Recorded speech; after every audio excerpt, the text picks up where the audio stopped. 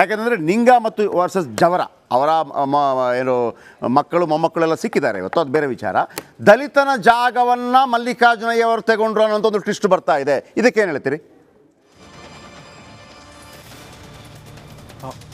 ಹೌದು ಮೇಡಮ್, ಅದು ಹೌದು ಸರ್. ಅದು ಮೂಲ ದಲಿತರಿಗೆ ಸಂಬಂಧಪಟ್ಟ ಜಮೀನು. ಹಾಂ, ಅವರ ದಲಿತ ಕುಟುಂಬಕ್ಕೆ ದೌರ್ಜನ್ಯ ಎಸಗಿ ಅಂದ್ರೆ ಅವ್ರಿಗೆ ಮೋಸ ಮಾಡಿ ಅವ್ರಿಗೆ ಸೇರ್ಬೇಕಾದ ಆಸ್ತಿನ ಅವ್ರು ಕಬಳಿಸಿದ್ದಾರೆ ಸರ್. Okay okay. ಈಗ ನಿಮ್ಮ ಆರೋಪ ಇರುವಂಥದ್ದು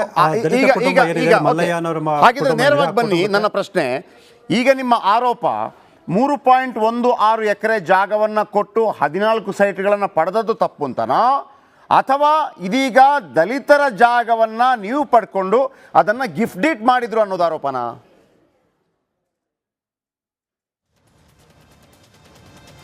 ಸರ್, ಏನು 14 ಸೈಟು ತಗೊಂಡಿದ್ರೆ ಇವರು, ಅದು ಅವ್ರಿಗೆ ಸೇರ್ಬೇಕಾದಂಥ ಜಾಗ ಅಲ್ವೇ ಅಲ್ಲ ಸರ್. ಅವ್ರಿಗೆ ಸಂಬಂಧಪಟ್ಟಿದ್ರೆ ನಿವೇಶನ ಅಲ್ಲ, ಅದು ಸೇರ್ಬೇಕಾಗಿದೆ. ಈಗ ಏನು ಮುಲ್ಲಾಯನ್ ಕುಟುಂಬ ಇದೆ ಅವ್ರಿಗೆ ಸೇರ್ಬೇಕಾಗಿದೆ ಆ ಸ್ವತ್ತು. ಅದು ಆ ಸ್ವತ್ತನ್ನ ಸುಳ್ಳು ದಾಖಲಾತಿ ಸೃಷ್ಟಿ ಮೂಲಕ ಸಿದ್ದರಾಮಯ್ಯ ಕುಟುಂಬದವ್ರು ತಗೊಂಡಿರೋದು ನನ್ನ ಆರೋಪ. ಓಕೆ. ಈಗ ಸಿದ್ದರಾಮಯ್ಯನವರು ಕೂಡ ಓರ್ವ ಲಾಯರ್ ಆಗಿ, ಉಪಮುಖ್ಯಮಂತ್ರಿಯಾಗಿ, ಹಣಕಾಸು ಸಚಿವರಾಗಿ ಕೆಲಸ ಮಾಡಿದಂಥವರು ಅವರಷ್ಟು ಮೂರ್ಖರಾಗ್ಬಿಡ್ತಾರಾ ಇಂಥ ಒಂದು ಜಾಗವನ್ನು ತಗೊಳ್ಳುವಾಗ?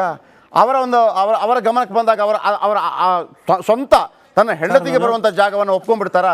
ನಾವು ಅದನ್ನು ಬ್ಲೈಂಡ್ ಆಗಿ ಒಪ್ಕೊಳ್ಳೋಕೆ ಸಾಧ್ಯನಾ?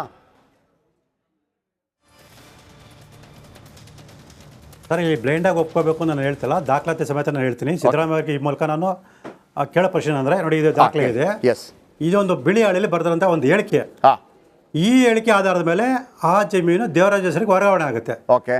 ಈ ಬರೀ ಒಂದು ಬಿಳಿ ಹಾಳೆ ಮೇಲೆ ಹೇಳಿಕೆ ಮೇಲೆ ಆಸ್ತಿ ಹಸ್ತಾಂತರ ಆಗಿರೋದು ಕಾನೂನುಬದ್ಧನ ಅಂತೇಳಿ ನಮ್ಮ ಸಿದ್ದರಾಮಯ್ಯವರು ಹೇಳಿ ಸರ್.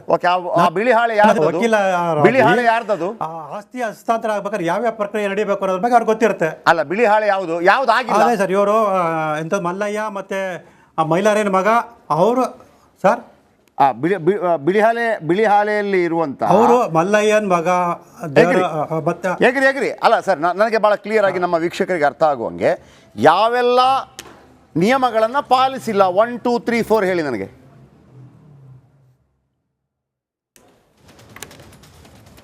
ಸರ್, ಅದೇ ಭೂಮಿ ಹಸ್ತಾಂತರ. ಈಗ ನಿಂಗ ಅವರು ಜವರ ಅಂತ ಏನು ಹೇಳ್ತಾರೆ, ಅವ್ರಿಗೆ 3 ಜನ ಮಕ್ಕಳಿದ್ದಾರೆ, ಮಲ್ಲಯ್ಯ, ಮೈಲಾರಯ್ಯ ಮತ್ತು ದೇವರಾಜು ಅಂತೇಳಿ. ಆ ಆಸ್ತಿ 3 ಜನಕ್ಕೂ ಸಮಾನಾಂತರ ಹಂಚಿಕೆ ಆಗಬೇಕಾಗಿತ್ತು. ಆದರೆ ಇಲ್ಲಿ ದಾಖಲಾತಿ ಪ್ರಕಾರ ಇಲ್ಲಿ ಇನ್ನೊಂದು ಮುಖ್ಯವಾದ ಅಂಶ ಏನಂತಂದರೆ, ಮೂಲ ಲಿಂಗ ಅವರು ಭಿನ್ನ ಜವರಾಯನವರಿಗೆ 2 ಜಮೀನು ಮಂಜೂರು ಖರೀದಿ ಮಾಡಿರ್ತಾರೆ. ಒಂದು 462ರಲ್ಲಿ 4 ಎಕರೆ 37 ಕುಂಟೆ, ಮತ್ತೆ 464ರಲ್ಲಿ 3 ಎಕರೆ 16 ಕುಂಟೆ. ಈ 4 ಎಕರೆ 37 ಕುಂಟೆ ಏನಿದೆ, ಸರ್ವೆ ನಂಬರ್ 462, ಅದನ್ನ ಮೈಲಾರಾಯನವರು ಪುಟ್ಟಮ್ಮನವರು ಮಾಡಿರ್ತಾರೆ. ಸೊ ಈ ಕಾರಣದಿಂದ ಈ ಜಮೀನು 464 ಅಲ್ಲಿ ಏನು 3 ಎಕರೆ 16 ಇದೆ, ಅದು ದೇವರಾಜುಗೆ ಅಂತೇಳಿ ಈ ದಾಖಲೆ ಸೃಷ್ಟಿ ಮಾಡಿದ್ದಾರೆ. ಬರೀ ಇದೊಂದೇ ದಾಖಲೆ ಮೇಲೆ ದೇವರಾಜಿಗೆ ಖಾತೆ ವರ್ಗಾವಣೆ ಮಾಡಿ ಆ ಜಮೀನ ಮಲ್ಲಿಕಾರ್ಜುನ ಸ್ವಾಮಿ ಮಾರಾಟ ಮಾಡಿದ್ದಾರೆ. ಬಟ್ ಕುಮಾರಸ್ವಾಮಿ ಹೇಳಿದ್ರು, ಆದ್ರೆ ಒಂದು ಕುಮಾರಸ್ವಾಮಿ ಹೇಳಿದ್ದು ನಿಂಗ ಮತ್ತು ಜವರ ಅನ್ನೋರೇ ಇಲ್ಲ ಅಂತ ಹೇಳಿದ್ರು. ಈಗ ಇದಾರಲ್ಲ, ಅದೇನು ಟ್ವಿಸ್ಟು? ಅಲ್ಲ, ಅವರು ಯಾವ ಆಧಾರದ ಮೇಲೆ ಹೇಳಿದ್ರೆ ಗೊತ್ತಿಲ್ಲ. ಅಲ್ಲ, ನಿಂಗ ಮತ್ತು ಜವರ ಇಲ್ಲ ಸರ್. ಹೌದು, ಅವ್ರ ಮೊಮ್ಮಕ್ಕಳಿದ್ದಾರೆ. ಅಲ್ಲ, ಮೊಮ್ಮಕ್ಕಳ ಎಂಟ್ರಿ ಕೂಡ ಇವತ್ತಾಗಿದ್ದು. ಅವ್ರು ಹೇಳಿದ್ದು ಸರ್ಕಾರಿ ಜಮೀನನ್ನ, ಮೂಡಾದ ಜಮೀನನ್ನೇ ಮಲ್ಲಿಕಾರ್ಜುನಯ್ಯ ಅವರು ಫೇಕ್ ಮಾಡ್ಕೊಂಡಿದ್ರು. ಇದು ಆರೋಪ ಅವರದು. ಓಕೆ, ಬಂದೆ ಸತ್ಯ ಸರ್. ನರಸಿಂಹಮೂರ್ತಿ ಅವರೇ, ಇದು ಏನಿದು? ಒಂದು ಕಡೆ ಸಿದ್ದರಾಮಯ್ಯನವರ ಟಾರ್ಗೆಟ್ ಅಥವಾ ಇಲ್ಲಿ ತಪ್ಪುಗಳಾಗಿದೆಯಾ? ಸಿದ್ದರಾಮಯ್ಯನವರು ಪದೇ ಪದೇ ಹೇಳ್ತಾ ಇದ್ದಾರೆ ಎಲ್ಲವೂ ಕೂಡ ಮೂಡಾದಲ್ಲಿ ಯಾವ ರೀತಿಯ ಜಾಗ ಹೋಯಿತು, ಮೂಡಾದವರು ನಿವೇಶನ ಮಾಡಿದ್ರು, ಮೂಡಾ ತಪ್ಪಾಗಿದೆ ಅಂತ ಒಪ್ಕೊಂಡಿದೆ. ಹಾಗಾಗಿ ನಾವು 3 ಆಪ್ಷನ್ ಇರುತ್ತೆ. ಒಂದು ದುಡ್ಡು ತಗೊಳ್ಳಿ, ಒಂದು ಜಾಗ ತಗೊಳ್ಳಿ, ಒಂದು 50-50 ತಗೊಳ್ಳಿ. ಮೇಡಮ್ ಅವರು 50-50 ಕೇಳಿದ್ರು, ಕೊಟ್ಟರು. ಆಮೇಲೆ ಒಳ್ಳೆ ಜಾಗದಲ್ಲಿ ಕೊಟ್ಟರು ಅಂತ ಹೇಳುವಾಗ ನಾವು ಕೇಳಿಲ್ಲ, ಮೂಡಾದವರು ಕೊಟ್ಟರು. ಇದು CM ಅವರ ಸಮರ್ಥನೆ. BJPಯವರ ಆರೋಪಗಳಿಗೆ ನಿಮ್ಮ ಉತ್ತರಗಳೇನು? ಯಾವ ಸರ್ಕಾರ ಇತ್ತು ಅದನ್ನ ಅವರಿಗೆ ಅಲಾಟ್ ಮಾಡಿದಾಗ? BJP. ಮತ್ತೆ your answer is there.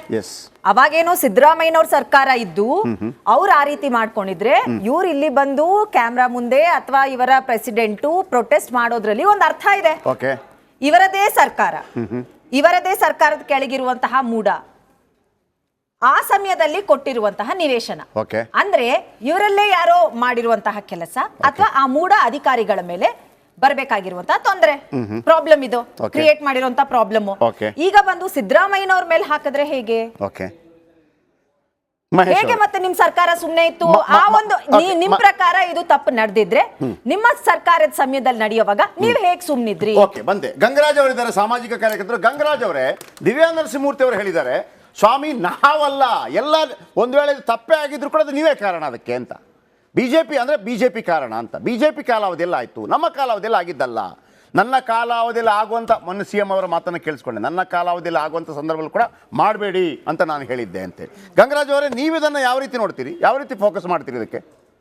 Sir, 50-50 ಅನುಪಾತದಲ್ಲಿ ಬದಲಿ ನಿವೇಶನ ಕೊಡೋ ಒಂದು ಸುಗ್ರೀವ ಆದೇಶವನ್ನು ಮಾಡ್ತಾರಂತ. ಅದು ಯಾರ ಕಾಲದಾಗ ಆಯ್ತು? 2014ರಲ್ಲಿ CM ಸಿದ್ದರಾಮಯ್ಯನವರು ಇದ್ದಂತ ಕಾಲದಲ್ಲೇ ಆಗಿರೋದು. ಓಕೆ, ಅದಕ್ಕಿಂತ ಮುಂಚೆ 60-40 ಅನುಪಾತದಲ್ಲಿ ಕೊಡಬೇಕು ಅಂತ ಇತ್ತು. ಶ್ರೀಮತಿ ಪಾರ್ವತಿ ಅವರು 27/6/2014ರಲ್ಲಿ ಒಂದು ಅರ್ಜಿ ಕೊಡ್ತಾರೆ. ನಮ್ಗೆ ಭೂಮಿನ ನೀವು ಉಪಯೋಗಿಸ್ಕೊಂಡಿದ್ರ, ಹಾಗಾಗಿ ನಮಗೆ ಬದಲಿ ನಿವೇಶನ ಕೊಡಿ ಅಂತ.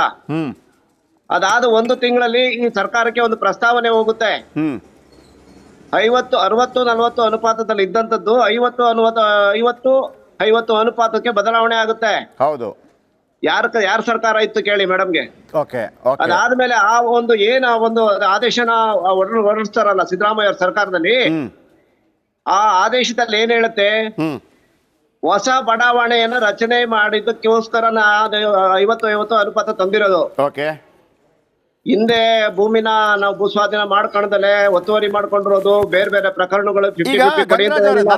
ನನ್ನ ಪತ್ರಕರ್ತನಾಗಿ ನನ್ನ ಒಂದು ಪ್ರಶ್ನೆ, ಕೇವಲ ಪಾರ್ವತಿ ಮೇಡಮ್ ಅವರ ಜಾಗವನ್ನ 14 ಸೈಟ್ ಪಡ್ಕೊಳ್ಳೋದಕ್ಕೆ ಈ ಕಾನೂನು ಬಂತ, ಅಥವಾ ಅಲ್ಲಿ ಕಂಪ್ಲೀಟ್ ಮಾಡ್ಕೊಳ್ಳಿ, GT ದೇವೇಗೌಡರು, JDS ನ ಮಂಚೇಗೌಡರು ಇವ್ರದೆಲ್ಲವೂ ಬಂತ ಹೆಂಗೆ ಸರ್? ಇದು ಈ ಆದೇಶ ಆದ್ಮೇಲೆ ಈ ಆದೇಶನ ದುರುಪಯೋಗ ಮಾಡ್ಕೊಂಡಿರೋದು 2020ರಲ್ಲಿ. ಇದು ಆಗಿದ್ದು ಹೊಸ ಬಡಾವಣೆ ರಚನೆ ಮಾಡಕ್ ಅಷ್ಟೇ ಈ ಆದೇಶನ ಇಂಪ್ಲಿಮೆಂಟ್ ಮಾಡಿದ್ದು.